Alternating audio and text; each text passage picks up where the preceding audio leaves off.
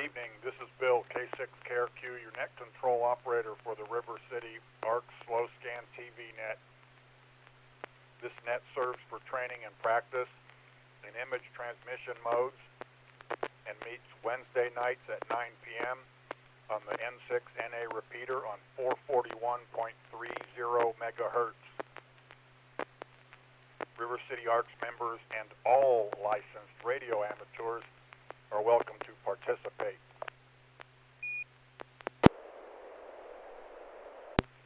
If you wish to join the net or need to make a call at any time, please announce your call sign between transmissions and net control will acknowledge you. If an emergency should arise and you need the repeater, please contact the net control by saying break, break. A double break signifies emergency traffic. The net will stand by for you until the emergency is terminated or the traffic is moved to another frequency.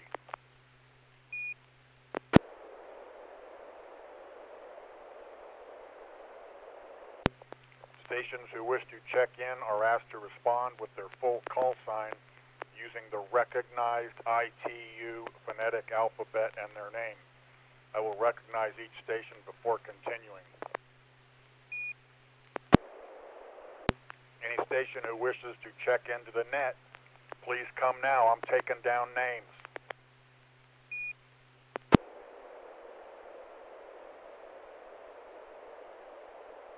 November 6, Delta Victor Mike, Stewart. November 6 Hotel Alpha, Bill in Roseville.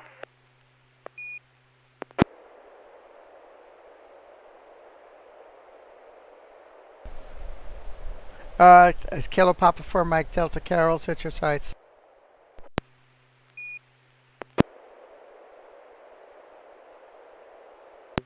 Anybody else?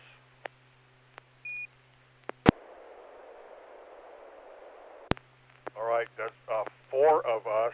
Maybe we'll pick somebody up as we go along. Sometimes we pick up Joel or George. I see that Stewart N6DVM is our only YouTube login, so maybe we'll pick up more there too. So Stewart, you were like first up. Oh, by the way, I could hear you like gangbusters on 10 meters coming into my place here, but hardly anybody else. Anyway, that said, we're going to see if you're ready to put up an image. Are you ready, Stewart?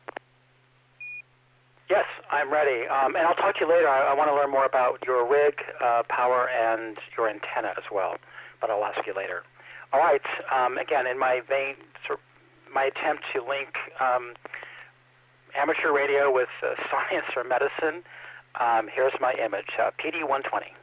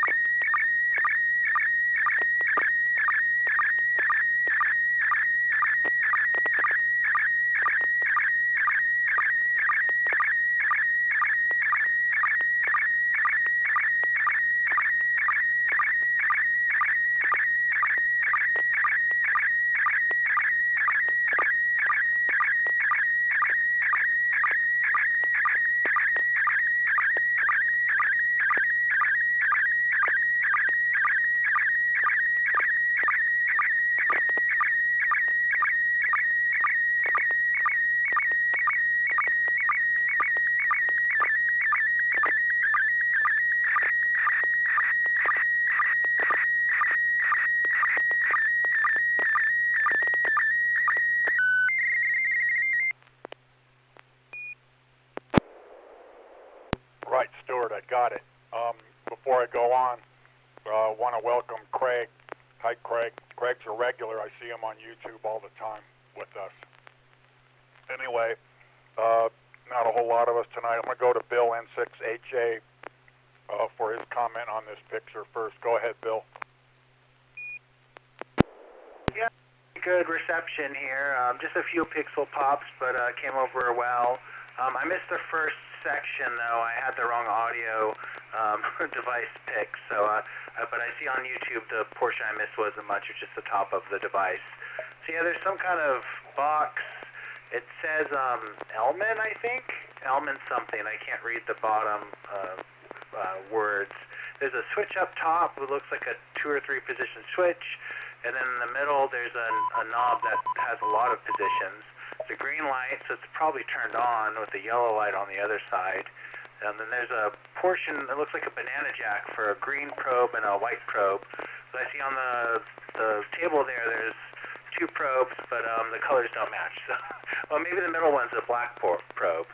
So I have no idea what this is. That looks like a foot pedal on the right of the device. So maybe you have to hold down your foot to turn this on and do something. I'm lost for what it could be, so I'm interested to hear more. N6HA.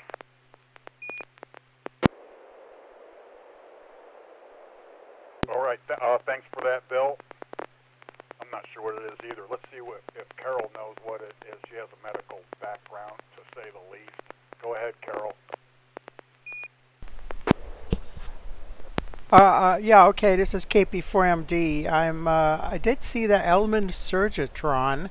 I've never seen exactly a machine like this, but I am going to guess, being that it's called a Surgitron, it has something to do with surgery. And the only kind of machine similar to this that I had seen in the past is electrocautery machine used for surgery. And I don't know, I never really liked those machines because it produces I guess it's RF that causes a burn, and it cuts through the skin or tissues that way, and it always releases some kind of smoke. It smells like, well, it's burnt flesh essentially. And I don't know, if it smells like chicken, I guess you're using electrocautery. I'm guessing that's what it is. I don't know if it's any kind of new technology, but I never really enjoyed that. Whenever I needed to do any kind of surgery in my practice, the scalpel I thought was probably the least damaging way, because I always thought that cautery would cause excess, some adjacent heating and some damage to adjacent tissues. So back to you. This is Kilo Papa for Mike Delta. Thank you, Carol. There's not a whole lot of us tonight. I don't know what to make of it, other than I see it says like Surgitron. That doesn't sound like real pleasant. But anyway, let's see what Stuart's got to say about it. You're all very good. You all came close. Carol, you came very close in many ways, which I'll describe. Yeah, so this is a surgical scalpel and surgical cautery. This is an older model. This is kind of an ancient one. This is a picture from eBay. This is used for doing radiosurgery. It's a radio frequency device. It works in both a monopolar mode, about 4 megahertz, or in a bipolar mode. The bipolar mode uses forceps, so the positive and the negative goes across the forcep. On this unit, the white rectangular pad on the bottom left is an indifference plate. It's an antenna. And so the frequency passes from the patient, and this is placed under the patient, and collects the frequency and returns it back to the unit. In the middle part, it says RF surgery, and so it can also do what's called electrofiltration or cautery. Carol's right. This is a kind of a dangerous device and a bit annoying. It does produce smoke. It can cause burns. It's used in veterinary medicine, not frequently, but it's used in birds, and I've used it in birds. And the reason is that birds, let me break first.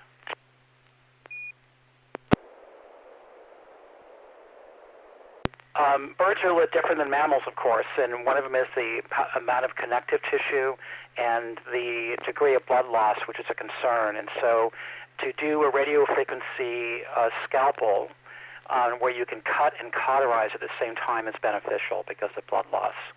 I've used this a bit in birds. The most extensive period was on a bald eagle, and ironically, she was burned on a high electrical transmission wire up in the forest, and had burns going from the tip of her wing across her body and down to her feet, to her talons.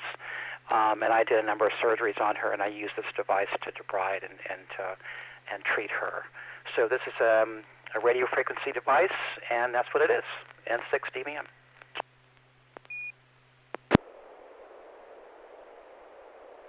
Hey, Stuart, was that eagle able to go back into the wild? Sadly, no.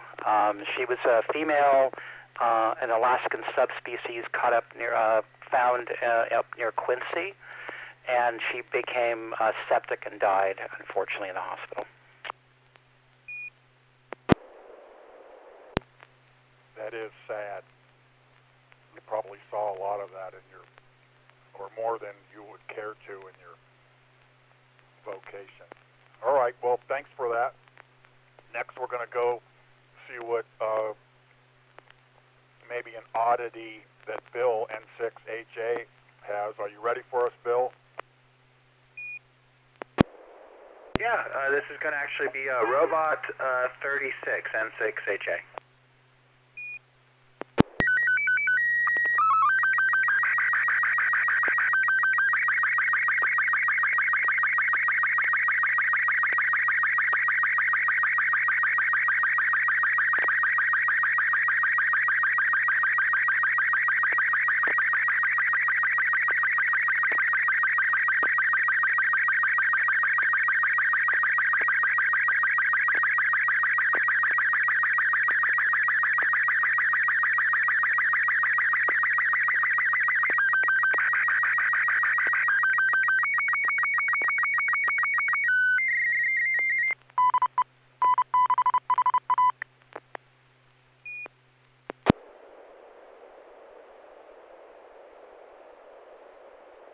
We could send 5 pictures a night if we all did them Robot 36, 5 apiece. Before I go to comments, I want to see if there's anybody else that wants to check in. Anybody else out there? Alpha Echo 6 Juliet Golf, just listening in the car, AE6JJ.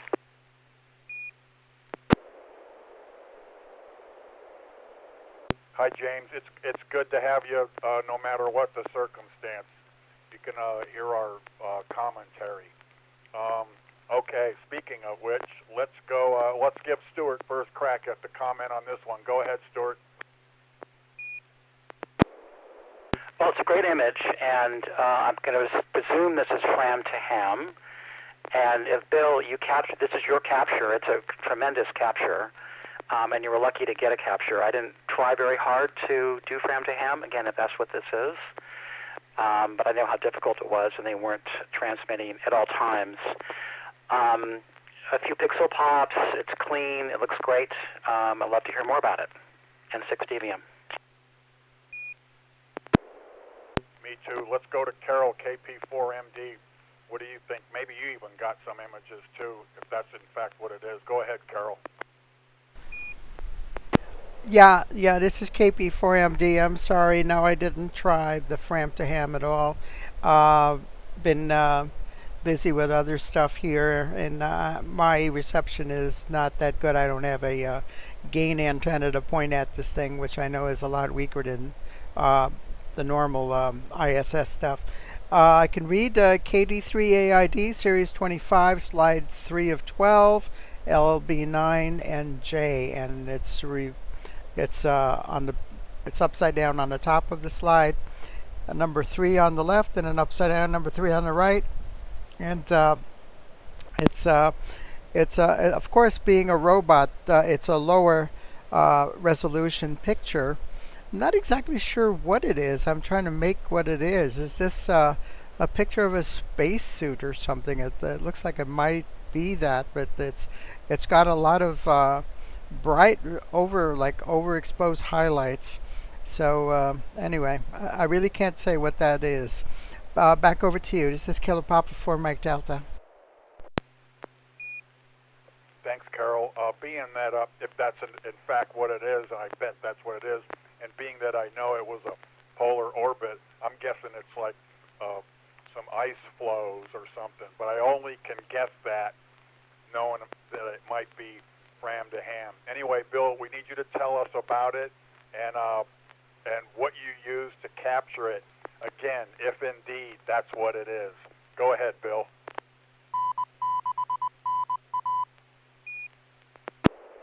Yeah, you guys got it right on the nose. It's Fram to Ham, and this is image 3 of 12.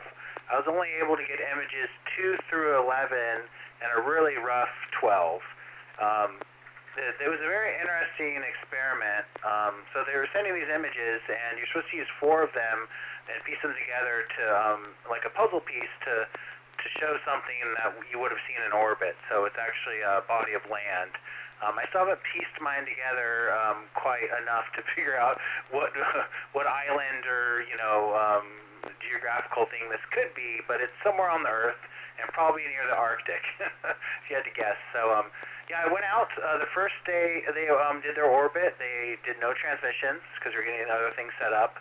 And then the first attempt that we were able to get, at least in the U.S., they were transmitting, but only about about 2/3 of the image. So I have a bunch of nice images that just stop abruptly, which is unfortunate. I'll let it drop real quick. And then the astronauts ended up going to sleep around the same time that the orbit was going over the U.S. So we missed a lot of passes because they turned off the equipment while they slept. Since it's such a small space, they don't want a ICOM radio transmitting. So by the time it came around, we had pretty much our last pass before they were going to do splashdown. They were transmitting nonstop. There was maybe a 2-second pause between each image transition. When normally they send for 36 seconds and wait 36 seconds. There was no wait at all. They just came fast and furious. So I was able, at one pass, to get images 2 through 11 almost perfectly, and 12 was really rough. So very interesting experiment. I did get this with the Yagi, an 8-element Yagi using Armstrong rotation, and even then it was kind of difficult at times. So yeah, this is one of them, so hopefully you guys enjoy. N6HA.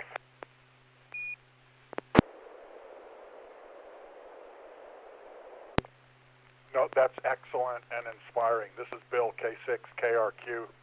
The other day I went with a couple of guys from the club, and they showed me some satellite stuff. I actually was able to, a guy in Scottsdale was actually able to hear me on the Hades satellite, but I didn't hear him coming back. The only reason I know that is Alan, K6AGW, sent me a YouTube video of the guy recording it.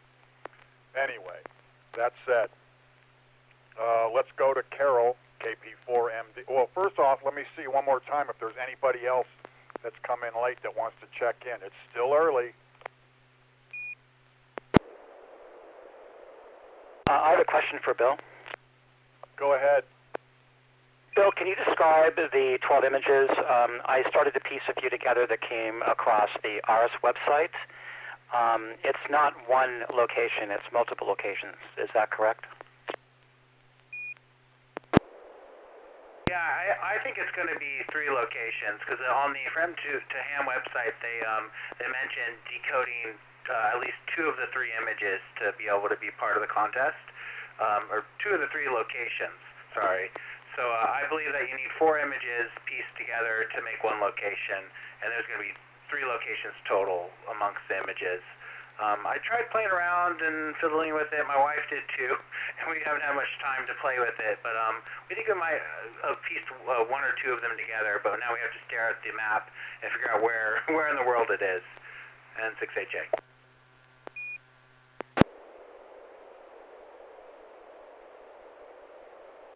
That's neat. I wish I would have tuned in. Again, like I said, it's inspiring inspiring me to get the right antenna. I was talking to Alan about that yesterday. Anyway, I didn't hear anybody else check in. I don't have anybody else on Zoom, or I mean on YouTube. Let's go to Carol and see what kind of image Carol has for us. Go ahead, Carol. Okay, yeah, this is KP4MD, and I've got an image that returning the favor to Stuart. This has relation to a medical condition, and see if people can guess what it is. And this is going to be PD120.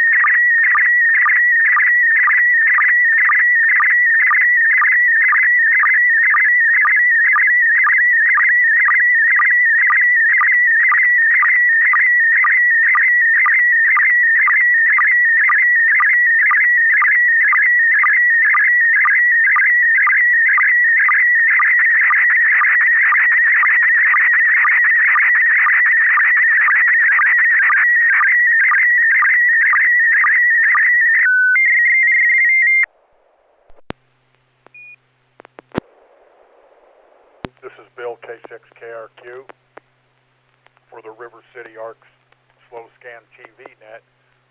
You know what? YouTube softens up the picture quite a bit. So on the computer monitor, I see this on YouTube.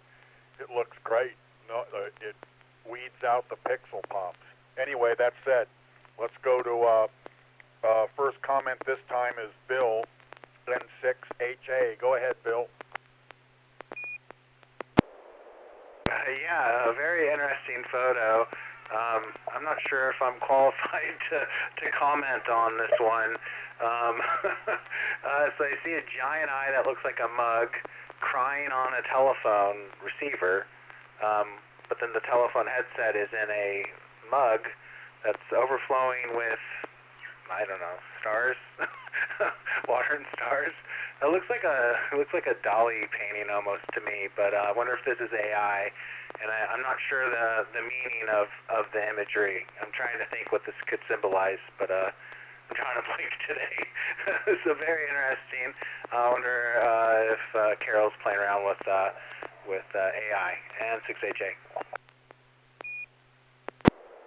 Thanks, Bill. Yeah, I see some kind of suggested juxtaposition or something, but let's see what Stuart says. Go ahead, Stuart. Well, I can't add much more than what Bill said. Yes, it's very surrealistic, surrealism, Dali-esque. I was trying to figure out medical things about it. Does the eye have scleritis? Is there inflammation going on? What's the medical implication? The handle on the eye is interesting. I don't know if those are human figures on the desert floor. but it's very ominous with the storm clouds, and of course I want to know more about it. N6DVM. You and me both. Yeah, I thought it looked like a Salvador Dali too. However, if it is, I've not seen this picture. So let's have Carol give us the lowdown on it. Go ahead, Carol. Yeah, this is KP4MD. Well, this the best I can tell you is it's in the style of Salvador Dali. I think it was composed by AI, and because I tried to identify this, match it up against any other known artistic portraits out there, but nothing came up on Google Lens. The I was thinking, you've got a hyperemic sclera, you've got a weeping eye, which kind of goes possibly with allergic conjunctivitis, which you see a lot of nowadays with hay fever and high pollen counts. People getting red eyes that are just dripping. So that's one of the medical conditions I was thinking of. The other thing I could think of would be psychosis with hallucinations, because it's possible that medical condition can also have people seeing stuff like this. But it's those little objects you can probably see best on YouTube. The little things that look like people are just little pillars with little balls on top of them that I guess are supposed to look like a head. But it's a surrealistic picture, and I thought it was appropriate for people who have eye allergies. But makes one think a bit, and I'm glad it came over okay on slow scan. Back to net control. This is Killer Pop for Mike Delta. Thank you, Carol. Like I said, it came over beautiful on YouTube. But this, I think we'll file this in SSTV Net's bizarre picture file.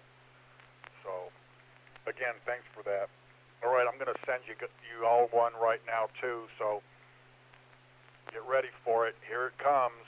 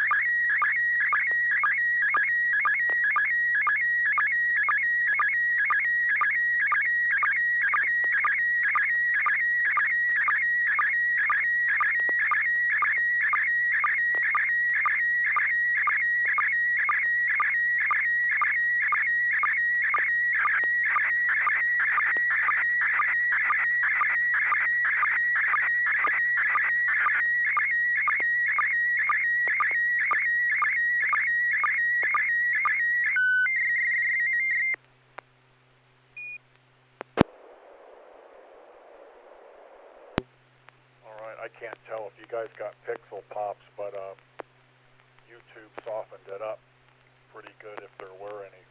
I'm going to go from the bottom up for commentary. and that's going to be Carol. Get first shot at this one. Go ahead, Carol.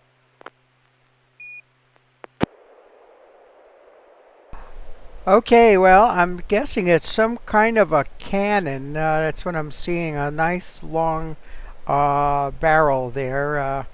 And it's hanging. There's from something that's supporting it there above it. I'm not sure what that is. Looks like maybe a piece of lumber or something.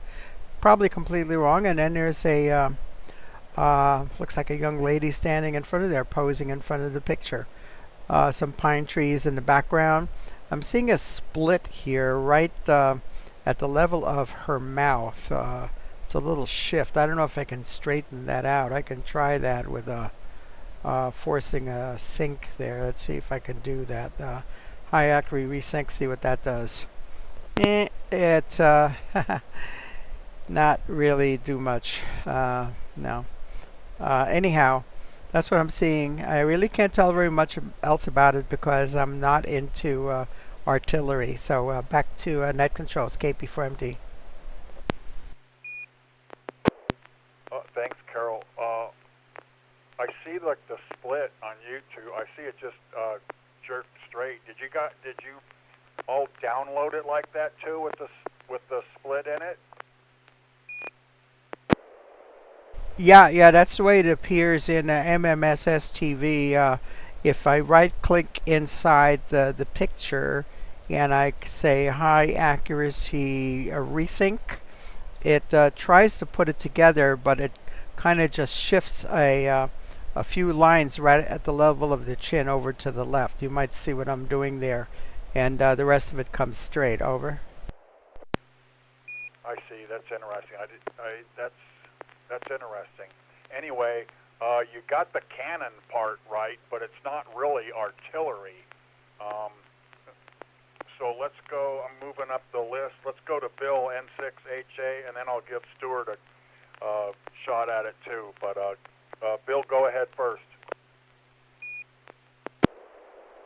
Yeah, a couple pixel pops, not too bad, but same as Carol, I got significant tearing throughout the photo. On top where it says KP4MD, DE, K6KRQ, there's a rip. And then the young lady about around her waist, she got torn in half also. So yeah, quite a few syncing issues. You might want to adjust your clock, your sound card. There's a way to adjust it using WWV. Since you have all modes, all bands radio, you might want to give that a shot, and that might help with the tearing a little bit. But I agree with Carol. It looks like a giant cannon, probably like 8 feet tall, and looks like it's just randomly out in the wilderness, maybe some part of a fort. It's got a historical site, and then there's a young lady in front. This might be the daughter that you talk about often, Bill. So I wonder where your guys are at. And 6HA back to net. You got the daughter part right, Bill. Thanks for that. Let's see if Stuart knows what it is or where it's at. Go ahead, Stuart. Well, sadly, I don't know what it is. I would concur that it's, it's some kind of artillery, I guess, or it's a gun. Don't know where it is. It's in the forest. I presume in the Sierra somewhere. My image pretty closely matches Carol's, except there's no tear. Actually, the image came across pretty good. There is the same green fringing on the left side. I see fewer pixel pops, actually quite few. The quality of the image is excellent. I don't know if that's snow on the ground or whether that's the contrast from the image. So I'm going to say in the Sierra, I don't know if there are batteries in the Sierra. I know about all the batteries along the coast of California, but not sure about the forest. So that's the best I can do. N6 dBm. All right, thank you, Stuart. I kind of got a feeling that you all are going to go, oh, darn, when I tell you where it's at. It's at Malakoff Diggins State Park, not too far from here, up in the mountains. That cannon is actually what they call a monitor, and it's what they used with high-pressure water to blast away the mountainside to get the gold out of it. you can still see the remnants of all that damage, pure environmental damage, that washed into and around the cities of Yuba City and Marysville. But I think I told you before, I'm kind of interested in frontier history and mining history too. But what's odd about this, when you go there, where they blasted the hillsides away, actually looks kind of pretty with the colors and everything, considering all the damage they were doing to get the gold out. This was after all the placer gold and the easy pickings were done. So I'm sure you've read and heard about that. So I'm going to let it drop. Question? Go ahead. Couple question. What is the structure above the one on top? The darker structure. And is that snow or is that sediment from the cannon? Over. It's not snow. It's just gravel from the surrounding area, and the thing on the top, I think, was just a timber that they used to help them steer the monitor around. If you drive around like in Nevada City and thereabouts, you see like some people have like smaller ones as some kind of lawn ornament or something, kind of like that dude I showed with the ore cart. I'm just now noticing that Craig deduced that it was Malakoff Diggins north of Nevada City. But that's what the wood thing, I think it's like to steer it around. There's films of it you can see of them doing it. It's amazing the damage they did and the pressure they got just by without any modern equipment. Question? Go ahead. Is the conical shape of the monitor reveals that it's for water and not artillery? Otherwise, it'd be parallel. The bottom would be the same diameter as the top. I guess so. It looks like a kind of shaped like a fire hose head, but there was all kinds of like environmental law and stuff passed in the valley. I don't know all the details off the top of my head, but a lot of legislation passed about this. There are lawsuits. It's actually quite involved. But anyway, that's all about that. You know, it is still early. I'm going to see if there's anybody that might have come in late. If so, come in now.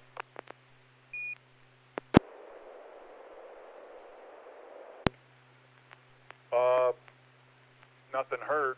It's still early. Does anybody want to send another picture?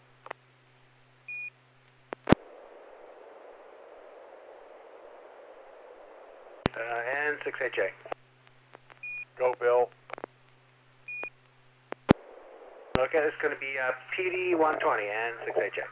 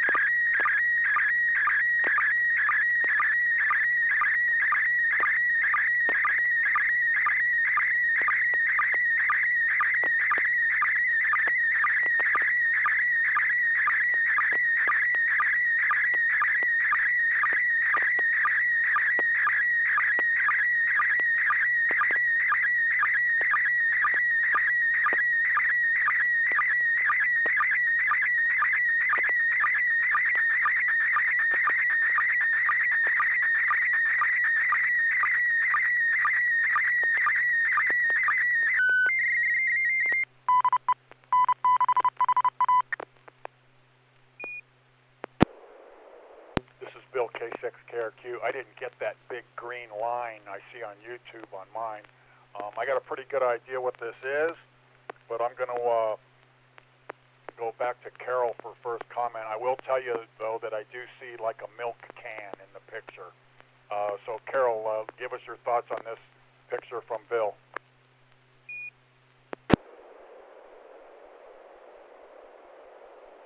Okay, this is KP4MD. I'm seeing what looks like an antenna, two antennas on a as-L rotor. One of them, it looks like they look like, I don't know if they're cubical quads, but that's what they look like, cubical quads. One is probably for 2 meters on the right, and the other one on the left is like probably for 432, 70 centimeters. They could be. I don't know if the actual active element is the wire around the perimeter of each square. In that case, it would be a quad antenna. Otherwise, it could just be crossed Yagis, I'm guessing. Back over to you, KP4MD. Thanks, Carol.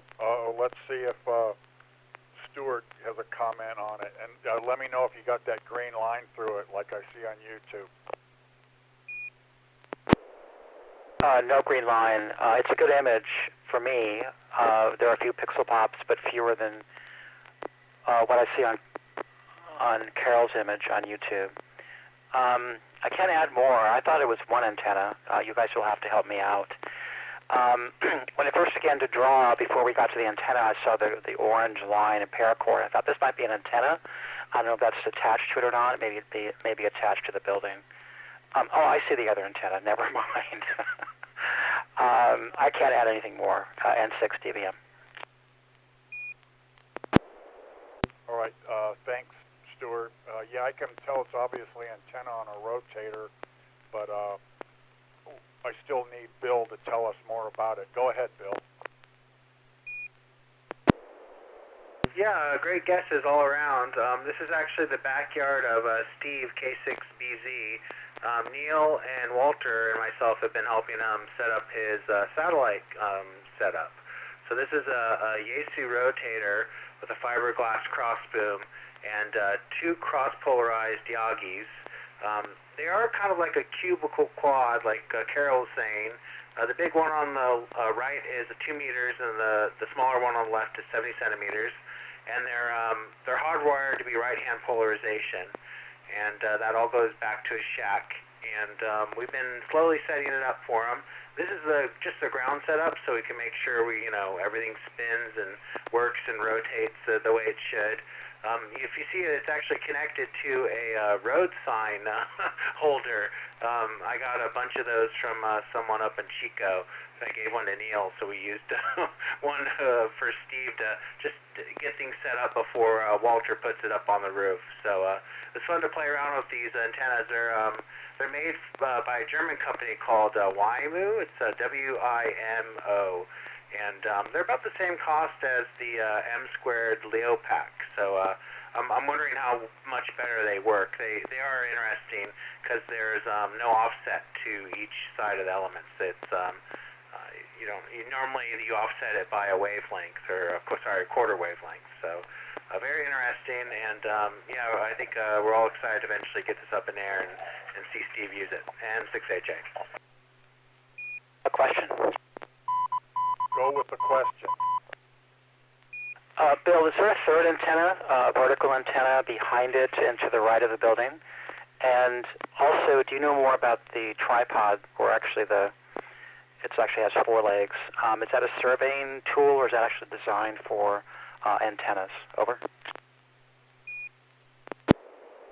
Yeah, the fiberglass pole in the back is it's just a fiberglass pole that I think Steve had a vertical setup on, and that rope is probably keeping it straight. He has quite the antenna farm back there, so he has all sorts of fun things set up to play with. Yeah, the actual tripod is made to hold signage for road work, road construction.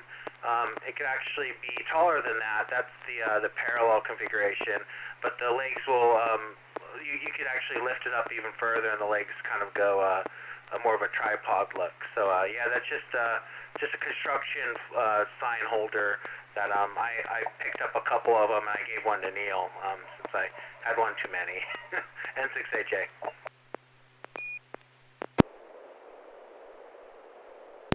Thank you, Bill. This is the other Bill, K6KRQ. I've got a picture if you guys don't mind me sending it. Do it. Thank you. I'll take that as an okay. Here we go, PD 120.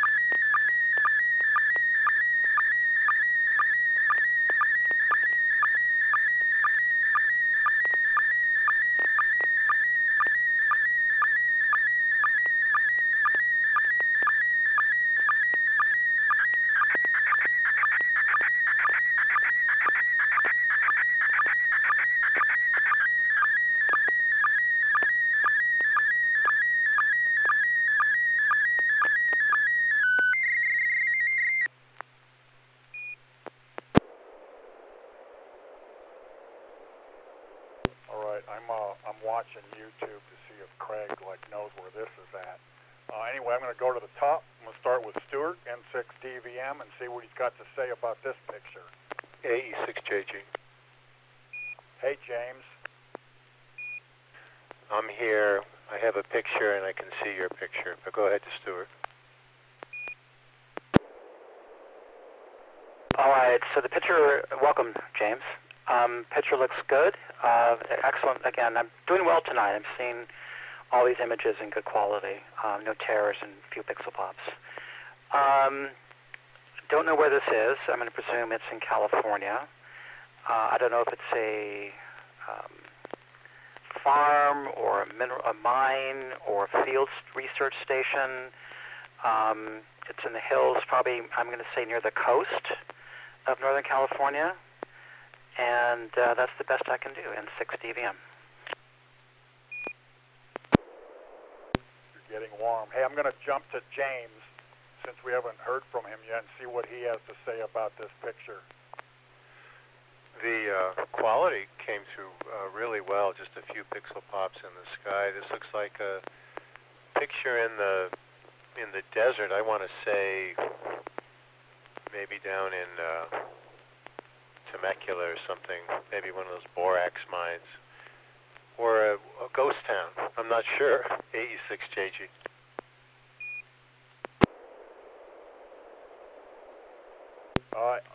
Well, since we got more commenters, I'm just going to put this out. Any more comments on this before I tell you what it is? Because we want to give James a go.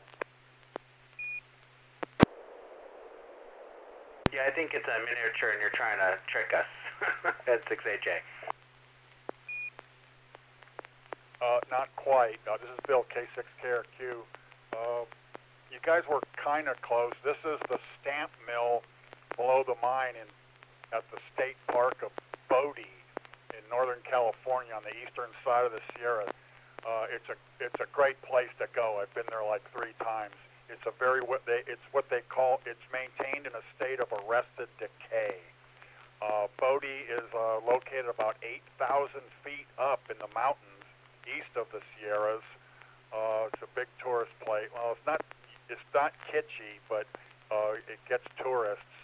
And I will say this about it: in its heyday in the late 1800s, early 1900s, it would seem to me if you wanted to be the biggest sinner you could be, that would be the place to live. So anyway, if you're ever over that way, it's worth going to check it out. So that said, this is Bill, K6KRQ. Let's go to James, A6JG, and see what he has for us. Again, we're glad to have you, James. Thanks for letting me jump in at the last minute. Hopefully this works. PD 120.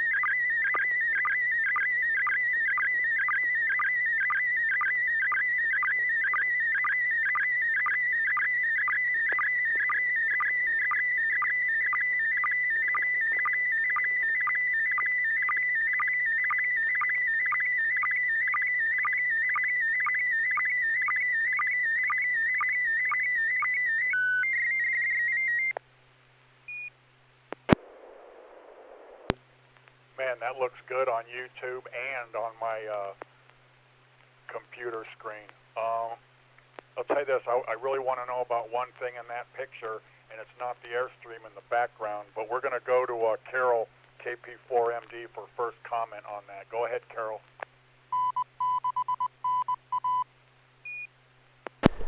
Okay, yeah, this is Killer Papa 4 Mike Delta, and yeah, got the picture very well, as you can see on YouTube. Maybe I don't know, maybe about a dozen pixel pops scattered around the center of the picture, but overall, nice, bright, vivid colors. It's KX3 with the Elecraft KX3 with the Elecraft matching plug-in CW paddle, and the what they call, I think that's the AH1 antenna. Very, very expensive little miniature portable antenna that comes with a dipod that holds it up straight there and plugs into the antenna jack on the right side of the radio. And I've modeled, I've put this antenna into a modeling software to see how the thing actually performs. and showing where the major part of the radiation comes off this antenna. And it shows that it's actually the ground wire, that or counterpoise wire, if you call it that, is actually doing most of the radiating. And when I met with Eric Schwartz and Wayne Burdick at one of the conventions, I went to see them at the Elecraft display, and I said, this is what I did, and it shows that the wire is actually doing the radiating, not your antenna thing. And knowingly, they smiled at me and they said, "Yep, that's the case." But the important thing is that it works, and it allows you to have a load that you can load into that actually works. So there you go. Back to you. It's Killer Papa 4 Mike Delta. This is Bill, K6KRQ. I find that intriguing. But anyway, let's see what Bill N6HA has to say about it. Yeah, Carol, I can't say much more than what Carol said. Very clean setup. Looks like you might be doing Morse code on, I think that's 20 meters. I think it's 14.0975 maybe. It's a good image quality, pixel pops. Just a little hard to read, I guess, at that angle. Yeah, I agree with Carol. The antenna's it's a quirky one. I have the poor man's version of that antenna from QRP guys. They just use a little piece of PEX tubing and some end caps and some insulated wire. You wrap it around the form and put a whip antenna on it. So, a quarter of the cost, but sure doesn't look as cool as that. So, yeah, I wonder if you're having good luck with this antenna, James. I've heard good things and bad things. So it'd be interesting how it fares with you while you're looks like you're camping. And 6HA. Both of you hit the nail on the head what I was wondering about in the picture. Before I go to James, let me see if Stuart's got anything to say about it. Well, I recognize the radio. I did not recognize the antenna. A question for James, is that an aluminum kickstand below the antenna to support it? I see a backpack. I see an Airstream trailer, a couple camping chairs, and I wonder if this is how James spent his weekend. That's it, N6TVM. All right, James, the floor is yours. You can see you got a lot of interest in your picture. Go ahead and give us the lowdown on it. Thanks for letting me join late, everybody. Well, first of all, I blame Bill in particular, but Bill and Carol together, they got me into the Elecraft world, but it's been fun. The kickstand clips to the antenna, and I think it just supports it because that antenna plugs with an L connector right into the B and C connector. I was on 20 meters, so I had a medium length piece of wire coming out. That's interesting, Carol, about the radiating element being the wire. I'd be curious to hear from you when I'm done if I raise the wire even higher as opposed to just draping it on the ground, if that would help. This is the setup I used in San Diego a few months ago where I checked into the Saturday afternoon net. A few people could hear me. N6PGQ could hear me on 10 watts, 12 watts, something like that. So on voice I think that was December. So it does work. I was camping in Grass Valley with my Airstream group this past weekend, and so several of us are hams, and we pulled out our stuff, and that's what we did. What other questions did I have? I guess my question really is, what's the best place to put that wire? That's for the radiating element. Back to net control, AE6JG. Thanks, James. Carol, do you have any insight on that?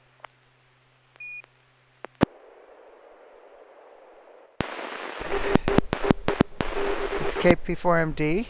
I would guess, if you, it would be better rather than to let the wire just drape on the ground, that you actually raised it a bit off the ground because since it's actually doing radiating, if it's right next to the ground would be absorbing a lot of that energy. So if you were to elevate it a bit, I'd be curious. I've never really modeled it, with it raised any amount. I think what I did was model it with it kind of like parallel to the ground. That's what I did. And it was pretty good. I mean, it's equivalent to having a quarter wave. The wire, the counterpoise is a quarter wave, and an end-fed quarter wave, and then the other quarter wave to make up the dipole is that highly loaded little vertical antenna there. So either it might be worth trying that and seeing how in the field to see what kind of result you get. Back to Net. This is KP from MD. Thank you, Carol. Hey, what's the model number of that antenna?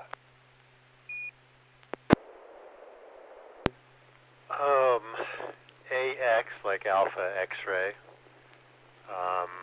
1, AX1, I think. And there's a second coil set that you can add to get 40 meters. So I was just in the way this is set up, it has a switch between 17 and 20. But I was actually able to tune into 10 and 15 as well with this setup.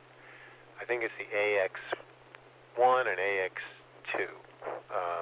Carol, is that right? Yeah, you're absolutely right. And you know that Elecraft is really, really overpriced because I think if you were to get the AX1 with the 40-meter extender, it would probably cost you about the same as getting a buddy stick over.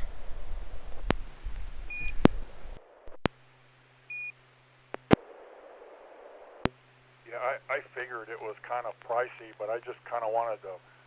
It's interesting looking. I just wanted to learn more about it. But anyway, this is Bill K6KRQ. That was pretty neat, James. Before I close the net, 'cause like a couple minutes after the hour, does anybody have any comments, questions, or burning desires before I close up the net?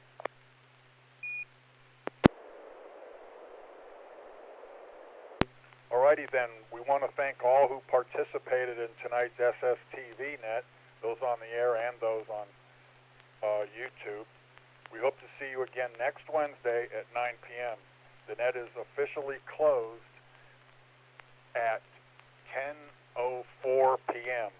Pacific time. This is Bill K6KRQ wishing all of you a good evening. 73.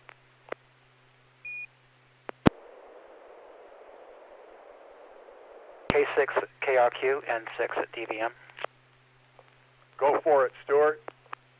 Tell me more about the antenna you used tonight on the 10-meter net. I know you could hear me. I could hear you. You were about a Q4. Carol was between Q1 and Q2, and I could hear essentially nobody else.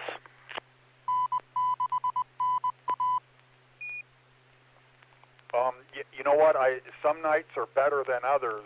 Some night I can usually hear Carol better from her QTH because she flip-flops, I believe, between her horizontal loop and a vertical. When she goes to horizontal, I hear her much better.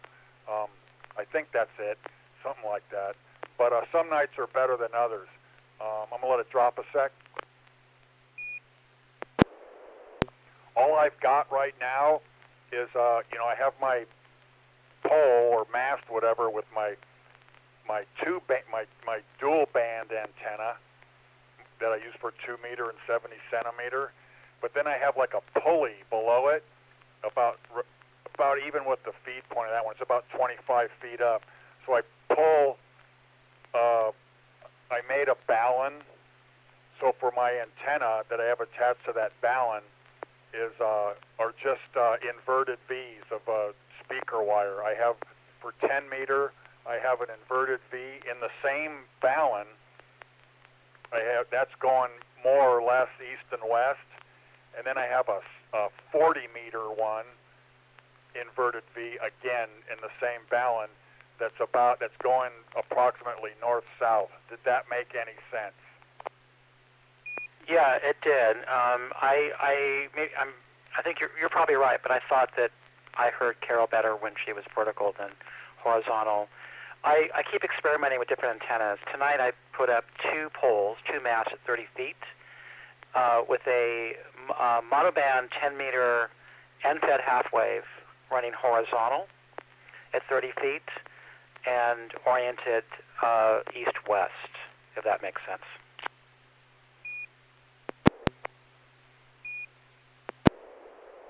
It does. Now, I also, when we were out at the YOLO bypass on Sunday, Jacob, K6AVB, Aaron, KK6NZT, and Charlie, K6CVD, they made me a end-fed half-wave. So, so I have to try that out. And then next week when I go to the North Hills meeting, I put in a note to Anders. I'd like to get one of those kits and make another end-fed half-wave there. All right, great. I'll keep experimenting, and hopefully I'll be able to I didn't join the net initially because I didn't think it was fruitful, but I heard you, and I thought, okay, maybe there's a chance, and I jumped in later. Okay, that's great. Thank you. Very helpful, and I'll keep experimenting, and if you want, I'll share what I learn or don't learn. Thank you. N6DVM. Comment? Go ahead. I think you guys know, but the club is offering a Get on HF seminar. I think we're calling it Are You Ready for HF? And I don't know if you guys signed up for it or not. It's next Tuesday and the Tuesday after at our meeting location from 7 to 8:30 or so. And this is exactly the kind of discussion we'll be having and learning together. So this was really successful last year. So if you guys haven't signed up and if you can come join us, AE6JG. K6KRQ. James, I'll try to come. I'm afraid to come because I'm afraid to share with you how many antennas I've bought, but I'll do my best. All right. Well, if you can, Stuart, try to sign up on the N6NA.org website just so we have a head count. But it would be great if you came. You would really enjoy it, and I will not extract from you the answer to that question. I already know the answer to the question. So is this an opportunity to bring my gear and set it up, and then is that what you're saying? So it's hands-on and bring what you can and set it up and experiment and trial? The first couple meetings are more theory, but you could certainly bring something for show and tell. We do want to do a setup. We haven't scheduled an exact time for like an actual get on the air where you can bring your equipment and do that, but we will. The first two sessions are about antennas and transceivers. But you could certainly bring some gear to show, and depending on the time and how the class is going, maybe we can play with it a little bit. But Carol and Phil are the lead instructors for the first 2 weeks. Oh, all right, great, thank you. My interest is mostly regional communications within a PACE plan, and I need to get out in the field actually with my truck and set up some of those, but I'll need someone to communicate with. So I'll do what I can to come, and then in the next couple of months I'll have time and experiment some more, and then go from there. I appreciate it. Thank you. N6DVM. You're welcome. Bill, did you have a question? Yeah, I didn't sign up because I'm not sure that I'm going to be able to make it, and I didn't want to take somebody's spot. Oh, please sign up. Because of last year we did have constraints on room size. This year we have the big new meeting room, so there's no constraint on size. So feel free to sign up. We'd love to have you. Oh, okay. Oh, by the way, last week was my first time at that new venue. That is pretty slick there. Good job getting that one. Yeah, that's turned out to be so much easier than trying to track down library space. Or remember, I don't know if you remember from last year, but we taught this seminar for 3 weeks in a Rayleigh's conference room over on San Juan Avenue. That was not ideal. Oh, I did not know that. You know, North Hills is going through the same, like, musical libraries thing, too. Yeah, it's a real hassle. So, like what Stuart just asked, Stuart, if I was saying, if last year I would have said don't bring anything, but this year we have plenty of room to do, you know, quick setups, look at equipment, and, you know, maybe even try to get on the air real quick. Again, the first 2 weeks are antenna and transceiver. The third week is contesting, and the fourth week, which we haven't set, is actually bring your gear, let's get on the air. AE6JG. Sorry if I missed this. This is at Beth Shalom or some other location?